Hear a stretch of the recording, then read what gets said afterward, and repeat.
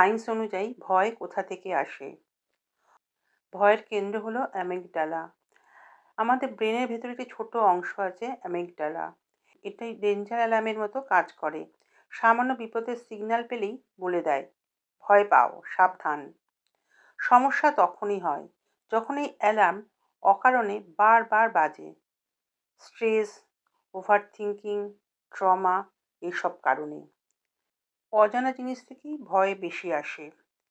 Brain পরিচিত জিনিসে শান্ত, কিন্তু যা আনসার্টেন বা আননোন সেখানেই ভয় তৈরি হয়।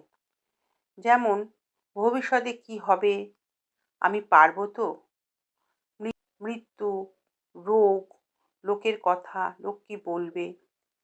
3 নম্বর, ভয়ের হরমোন। ভয় হলে ব্রেন ছাড়ে কর্টিসল, যেটা হলো স্ট্রেস হরমোন। অ্যাড্রেনালিন, ফলে বুক ধড়ফড়, ঘাম, অস্থিরতা, ঘুম কমে যাওয়া, এসব জিনিসগুলি হয়। ভক্তি অনুযায়ী ভয় কোথা থেকে আসে? ভয় আসে আমি একা ভাব থেকে।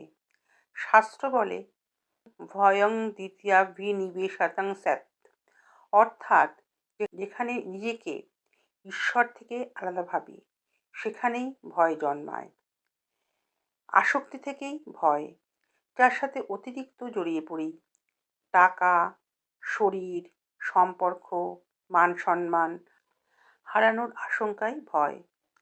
ভক্তি প্লাস সায়েন্স একসাথে কি বলে? সায়েন্স বলছে অ্যামিগডালা ওভার অ্যাক্টিভ, ভক্তি বলছে মন ঈশ্বর থেকে বিচ্ছিন্ন। আনসার্টেনিটি হচ্ছে সায়েন্স, ভক্তি বলছে বিশ্বাসের অভাব। সায়েন্স বলছে স্ট্রেস হরমোনস, ভক্তি বলছে ইগো ও অ্যাটাচমেন্ট। তাই ভক্ত মানুষ শান্ত থাকে, কারণ ভক্তি অ্যামিগডালাকে শান্ত করে। নাম জপে সেরোটোনিন ও ডোপামাইন বাড়ে। বিশ্বাস তৈরি করে সেফটি ফিলিং। ভয় কমানোর বাস্তব উপায়, ডেইলি লাইফ। নাম জপ মিনিমাম 5 থেকে 10 মিনিট। এটা করলে ব্রেনের ফিয়ার সেন্টার শান্ত হয়। 2 নম্বর, আমি একা নই এই ভাব। প্যারাসিম্প্যাথেটিক নার্ভাস সিস্টেম সক্রিয় হয়। 3 নম্বর, শ্বাসে মন দিন। ভয় হলে 4 থেকে 6 বার ব্রিদিং করুন। এক লাইনের সার কথা, ভয় বাইরে থেকে আসে না, ভয় আসে মন, ঈশ্বর ও সত্য থেকে দূরে গেলে।